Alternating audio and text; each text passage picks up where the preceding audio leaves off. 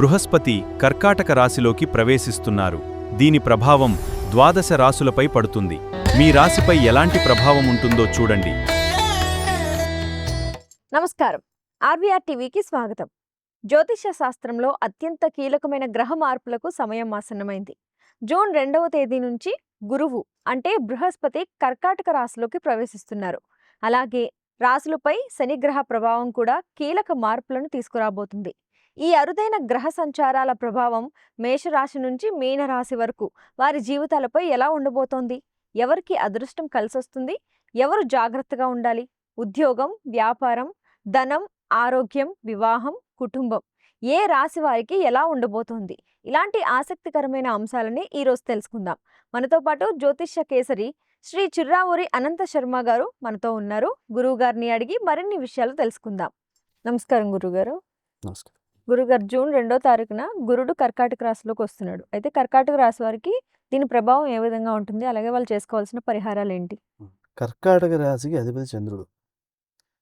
ఈ రాశిలో గురుడు సంచారం అనేది గురుడికి ఉచ్చక్షేత్రం కాబట్టి సహజంగా గౌరవాన్ని విశేషంగా ఇస్తాడు. అయితే రాశిలో సంచరించటము అనేది సహజంగా కొంత దోషాన్ని చెప్పడం జరుగుతుంది. ఈ దోష ప్రభావాలు ఎలా ఉంటాయి అంటే ఆరోగ్యం విషయంలో చూపించవచ్చు, లేదా ఆర్థిక విషయాల్లో చూపించవచ్చు, లేదా ఉన్న ప్రదేశం నుంచి మార్పు చూపించవచ్చు. కాబట్టి ఈ విషయాల కంటే ఉద్యోగంలో మార్పు ఏమైనా ఉన్నట్లయితే దానికి ఇప్పుడు ప్రయత్నం చేస్తే అయిపోతుంది అని సులభంగా అర్థం చేసుకోవడానికి అవకాశం ఉంటుంది. రాశిధిపతి అయిన చంద్రుడికి గురుడికి కూడా మైత్రి ఉంది కాబట్టి అనుకూలమైన ఫలితాన్ని ఇస్తాడు కొంతవరకు. మామూలుగా రాశిలో ఏదైనా వేరే రాశిలో ఉన్నట్లయితే ఆ రాశికి దోష ఫలితాన్ని చెప్పడం జరుగుతూ ఉంటుంది. కానీ కర్కాటక రాశికి ఉన్న ప్రత్యేకత ఏమిటి అంటే గురుడికి ఉచ్చక్షేత్రం అవుతోంది కాబట్టి ఆ ఉచ్చక్షేత్రంలో దోషాన్ని చేయకుండా అలా అని విపరీతమైన మేలు చేస్తాడా, ఉచ్చక్షేత్రమే కదా అంటే ఉచ్చ అనే దానికి ఒక అర్థం ఉంది. ఏమిటి అంటే గౌరవము అనే అర్థం చెప్పుకోవాల్సి ఉంటుంది. కాబట్టి గౌరవాన్ని పెంచేవాడుగా ఉంటాడు. దానికి తగినట్టుగా కృషిశీలతను పెంచుతాడు, జ్ఞానాన్ని పెంచుతాడు. కాబట్టి ఆ రూపంలో మనకి సమాజంలో గౌరవం పెరగడము, తద్వారా అభివృద్ధి రావడము లాంటి విషయాల యందు మనం అనుకూలమైన ప్రభావాన్ని చెప్పడానికి అవకాశం ఉంటుంది. విశేషమైన ఆర్థిక బలాలు ఇలాంటి వాటిని మనం చెప్పే అవకాశం లేదు. కొంత దోషం చెబుతూ ఉంటాం కాబట్టి అక్కడ జపాదికం ద్వారా ప్రధానంగా గురుగ్రహానికి సంబంధించిన శాంతి అనేది ప్రత్యేకించి చేయించుకోవాలి. ఆరోగ్య విషయంలో కూడా కొన్ని శాంతులు చేయించుకుంటూ ఉండడం మంచిది. అలాగే ఈ రాశికి ప్రత్యేకించి మిగతా రాశులతో కూడా అనుబంధం ఉంటోంది కాబట్టి అంటే ఏ రాశులపై దృష్టి ఉంటోందో ప్రత్యేకించి మనం గుర్తిస్తాం కాబట్టి అలా చూసినప్పుడు ప్రత్యేకించి వృశ్చికానికేమో కుజుడు అధిపతి. ఈ కుజుడికి గురుడికి అనుకూలత ఉంది, పరస్పర మైత్రి ఉంది కాబట్టి పంచమ దృష్టి అనేది సహజంగా సత్ఫలితాన్ని ఇచ్చేదిగా ఉంటుంది. అలాగే ఇది సంతాన సంబంధమైనది పంచమ స్థానం కాబట్టి సంతానం యొక్క అభివృద్ధిని కూడా ఇక్కడ మనం చెప్పడానికి అవకాశం ఉంటుంది. కర్కాటకానికి కూడా ఇది పంచమ స్థానం అయింది కాబట్టి విశేషంగా అక్కడ సంతాన సంబంధమైన అభివృద్ధి, అలాగే మానసిక ప్రశాంతి ఏర్పడము, జ్ఞానార్జన, గురువుల యొక్క ఉపదేశాలు, అనుగ్రహాలు, ఉపాసన ఇలాంటి వాటికి విశేషంగా సమయాన్ని వెచ్చించే అవకాశం చేస్తే ప్రయత్నం చేస్తే కనుక అభివృద్ధికి అవకాశాలు బాగుంటాయి అని చెప్పవచ్చు. అలాగే గురుడి యొక్క ప్రత్యేక దృష్టి ఇక్కడ కుజుడి యొక్క స్థానంపై ఉన్నందువలన కుజుడికి సంబంధించిన లక్షణాలు ఏవైతే ఉంటాయో ఏమిటవి అంటే సహజంగా వృశ్చికానికి ఉన్న లక్షణం ఏమిటి అంటే గూఢచారి యొక్క లక్షణాలు ఉంటాయి. అటువంటి విషయాల్లో అంటే దేశ సంబంధమైన విషయాల్లో కూడా అక్కడ అనుకూలతను మనం చెప్పుకోవచ్చు అనమాట. అలాగే పరస్పర మైత్రి ఉన్నందువలన గ్రహాల మధ్యన అది మంచి ఫలితాన్ని ఇస్తుంది. తర్వాత మకరం తీసుకున్నట్లయితే సప్తమ దృష్టితో కలిగి ఉంది కాబట్టి ఆ సప్తమ దృష్టి అనేది సహజంగా సామాన్యమైన ఫలితాన్ని ఇచ్చేదిగా ఉంటుంది. అధిపతి శని పరస్పరము సమత్వాన్ని కలిగి ఉన్నందువలన అక్కడ మధ్య ఫలితాన్ని చెప్తాం అన్నమాట. అయితే సత్వం అనేది వివాహ సంబంధమైన విషయం కాబట్టి ఈ వివాహ సంబంధమైన విషయాలు, సామాజిక సంబంధాలు మొదలైన విషయాల్లో గురుడి యొక్క దృష్టి బాగా ఉపయోగపడుతుంది. కాబట్టి ఆ రకమైన అనుబంధాలు సమాజంలో పెరుగుతాయి అని చెప్పుకోవచ్చు. వివాహ ప్రయత్నాల్లో కూడా అనుకూలమైన ఫలితం వస్తుందని చెప్పుకోవచ్చు. అయితే వివాహం విషయంలో అనుకూలత కోసం కరుణించరామము కళ్యాణరామ అనే మంత్రం చేసుకుంటూ ఉండడం మంచిది. అలాగే నవమ దృష్టితో మీనరాశిని చూస్తూ ఉన్నాడు. ఈ మీనరాశి స్వక్షేత్రం అవుతోంది. తన రాశిని తాను చూసుకుంటూ ఉన్నాడు కాబట్టి అక్కడ మంచి ఫలితం వస్తుంది. అయితే కర్కాటకానికి సహజంగా కూడా ఈ మీనరాశి నవమస్థానం కాబట్టి అక్కడ ఈ నవమ దృష్టితో చూడడము, నవమస్థానం కావడము, అది స్వక్షేత్రం కావడము అనే విశేషాలు చాలా ప్రస్ఫుటంగా కనిపిస్తాయి. అయితే ఇక్కడ ఆధ్యాత్మిక కృషికి చాలా మంచి అవకాశము అని చెప్పాలి. ఎందుకంటే పంచమంలో ఉన్న కుజుడు సహజంగా చాలా ఉత్సాహాన్ని కలిగి ఉంటాడు. అలా ఉత్సాహం కలిగి ఉన్నవాడు ఆధ్యాత్మిక విషయాల యందు ఉత్సాహాన్ని పొందడము, నవమస్థానమైన గురుస్థానమైన మీనం అక్కడ మరింత బలాన్ని పొందడము, ఇవన్నీ కూడా ఈ కర్కాటక రాశి వారికి విశేషమైన ఫలితాన్ని ఇస్తాయి అని చెప్పవచ్చు. వీళ్ళు లౌకిక విషయాల ఎందుకంటే ఆధ్యాత్మిక విషయాల యందు ప్రత్యేకించి ఆసక్తి చూపించినట్లయితే మంచి అభివృద్ధి కలుగుతుంది.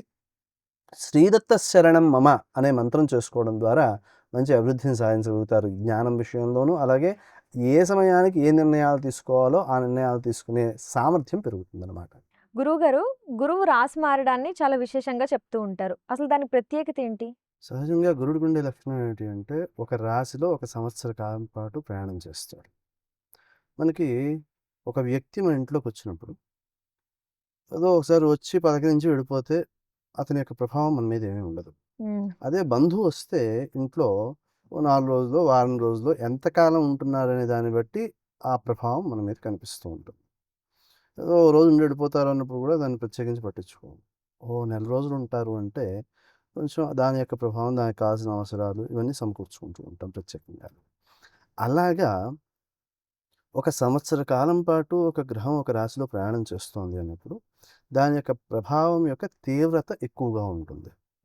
అయితే ఇప్పుడు ఏమవుతోంది, మనకి గురుగ్రహం యొక్క సంచారము అతిచారము అనే పేరుతో సంవత్సర కాలం ఉండవలసింది పూర్తిగా ఉండకుండా స్వల్పకాలంలోనే మార్పు వచ్చి వేరే రాశిలోకి వెళ్ళిపోతోంది. అంటే రేపు జూన్ 2వ తారీఖున వస్తోంది, మళ్ళీ అక్టోబర్ 31వ తారీఖున ఆ రాశి నుంచి వెళ్ళిపోతోంది.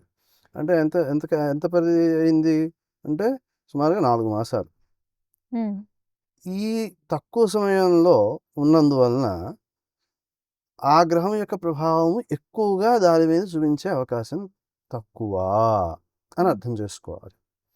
ఇలా తక్కువ కాలంలో దాని ప్రభావం చూపిస్తున్నప్పుడు అది ఇచ్చే ఫలితాన్ని ఏదో ఒక్కసారిగా ఇచ్చేసి అలా వెళ్ళిపోతుందనమాట. అంటే కంటిన్యూటీ అనే దాని యొక్క ప్రభావం తగ్గుతోందనమాట.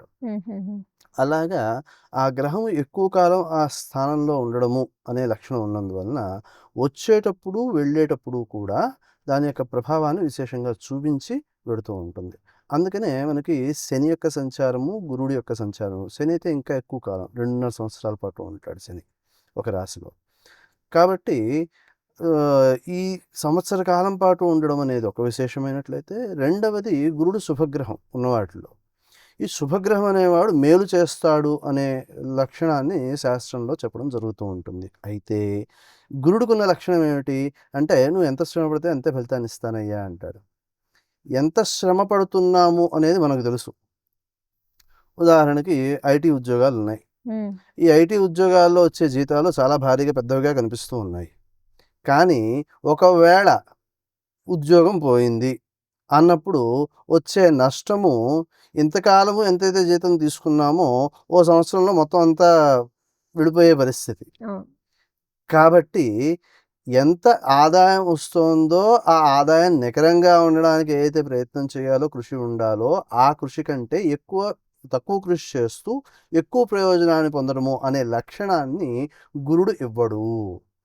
ఈ విషయాన్ని దృష్టిలో పెట్టుకుని మనము ఎంత అవసరమో అంతవరకే సంపాదించుకోవాలి అనేది గురుడు జ్ఞానానికి సంబంధించిన వాడు, ధర్మానికి సంబంధించిన వాడు కాబట్టి గురుడు ఆ లక్షణాన్ని చూపిస్తూ మనకి ధర్మశాస్త్రంలో నీకు ఎంతవరకు అవసరమైతే అంతవరకే సంపాదించుకోవయ్యా అని చెప్పడం కనిపిస్తూ ఉంటుంది. గురువుగారు, గోదావరి పుష్కరాల సమయంలో అసలు ముహూర్తాలే ఉండవు అని చెప్తూ ఉంటారు. అది ఆ ప్రాంతానికే పరిమితమా లేదా అందరికీ ఉండవా? అందరికీ సామాన్యంగా అర్థం కావడం కోసం అదిగో 5 తేదీ నుంచి పుష్కరాలు అని ప్రచారం తొందరగా అయిపోతుంది. ఆ ప్రచారం అవుతుంది కాబట్టి సామాన్యులందరికీ అర్థమవుతుంది కాబట్టి పుష్కరాల సమయం నుంచి ఆ పుష్కర సంవత్సరం అంతా కూడా ముహూర్తాలు ఉండవు అనే విషయాన్ని చెబుతారు. ఈ చెప్పడం ఎవరికి? సామాన్యుల కోసం. కానీ దాన్ని ఎలా అన్వయం చేశారు? గోదావరి పుష్కరాలు కదా, గోదావరి పుష్కరాలు అయితే మాకేమైంది, మేము కృష్ణా జిల్లా వాళ్ళము, మాకు పట్టింపు లేదు, ఆ సమయంలో మేము చేసేసుకోవచ్చు అని ఎవరికి సొంతానికి వాళ్ళు కొత్త విధానాన్ని అనుసరించడం ప్రారంభిస్తున్నారు. అయితే నిజానికి పుష్కర సంబంధం కాదక్కడ. ఒక రాశి నుంచి మరో రాశిలోకి ప్రవేశించినప్పుడు దానికి అనుబంధంగా వచ్చే ఇప్పుడు మనకి కర్కాటకంలోకి యమునా పుష్కరాలు వస్తాయి. ఈ కర్కాటకంలో గురు ప్రవేశం వచ్చినప్పుడు. ఆ తర్వాత అక్టోబర్‌లో మళ్ళీ అక్కడి నుంచి మార్పు వచ్చినప్పుడేమో మనకి గోదావరి పుష్కరం ప్రారంభం అవుతుంది. అయితే ఈ మార్పు అనేది మనకి పుష్కరానికి అనుబంధంగా వస్తున్నది కాదు. మార్పు వలన పుష్కరం వస్తోంది. కాబట్టి గురుడు మారినప్పుడు సింహరాశిలోకి మారినప్పుడు గోదావరి పుష్కరాలు వస్తాయి. ఆ సమయం సంవత్సరం అంతా కూడా మనకి ముహూర్తాలుండవు అనేది అక్కడ చెప్పబడిన నియమం. ఇలా ముహూర్తాలుండవు అని చెప్పి ఎప్పుడైతే నియమం చెబుతున్నారో గురుడు సూర్యుని యొక్క రాశిలోకి ప్రవేశించినందువలన సూర్యునితో అనుబంధం ఎప్పుడైతే ఉంటుందో ఆ అనుబంధం వలన తన యొక్క బలాన్ని కోల్పోతాడు అని చెప్పడం. ఈ బలాన్ని కోల్పోతాడు కాబట్టి ఆ సమయంలో ముహూర్తాలేమీ పెట్టుకోవడం మంచిది కాదు. గురువుగారు అసలు గురుగ్రహం ఇచ్చే ప్రత్యేకమైన ప్రభావాలు ఏంటి? గురుడు అనేవాడు జ్ఞానాన్ని అందించేవాడు. ఆ జ్ఞానము సమాజ శ్రేయస్సు కోసము, మన ఆధ్యాత్మిక అభివృద్ధి కోసము, ప్రధానంగా మోక్షం కోసము. కాబట్టి దాన్ని సద్వినియోగం చేసుకునే విధానం ఏమిటి అంటే నిరంతరము సాధన చేస్తూ ఉండడము. పంచాంగంలో చెప్పబడిన యోగాలు చాలా ఉంటాయి. ఆ యోగాల్ని ఎప్పటికప్పుడు వినియోగించుకుంటూ ఉండడము. ఉదాహరణకి మనకి ప్రత్యేకించి కొన్ని యోగాల్లో స్నాన దానాదికాలు విశేష ఫలము ఇలా చెబుతారు. ఈ చెప్పినప్పుడు స్నానం చేస్తే కూడా పుణ్యమే. ఎలా అవుతుంది పుణ్యము అంటే సంకల్పం చెప్పుకుని ఈరోజు ఈ యోగం ఉంది, ఈ యోగం కాబట్టి స్నానం చేస్తున్నాము అని చెప్పే విధానంలో మనకి చెప్తారు. ఈ సంకల్పం చెప్పుకునే విధానం తెలియకపోతే ఆ యోగం ఏమిటో తెలిస్తే ఆ యోగం పేరు చెప్పి ప్రయుక్త అంటే ఈ యోగం ఉంది కాబట్టి స్నానం చేస్తున్నాను అని తెలుగులో చెప్పుకున్నా కానీ అభ్యంతరం లేదు. కానీ మనం స్నానం చేసే ముందు ఆ సంకల్పం అనేది చాలా ప్రధానం అనమాట.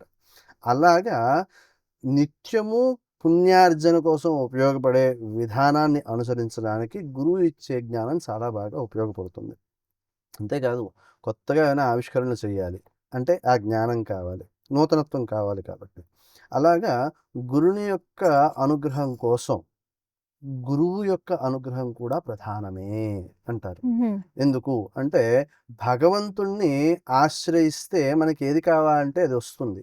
కానీ ఏది కావాలని అడగాలో మనకు తెలియదు కాబట్టి ఆ మార్గాన్ని చెప్పేవాడు గురువు.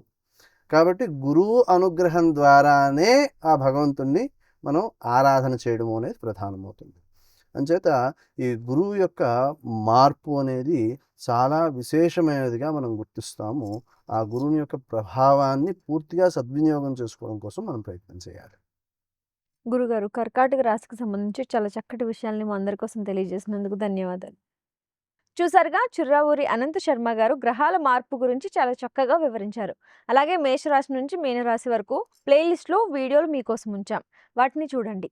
మరిన్ని ఆధ్యాత్మిక విషయాల కోసం ఆర్వీఆర్ టీవీని సబ్స్క్రైబ్ చేసుకోండి. నమస్కారం.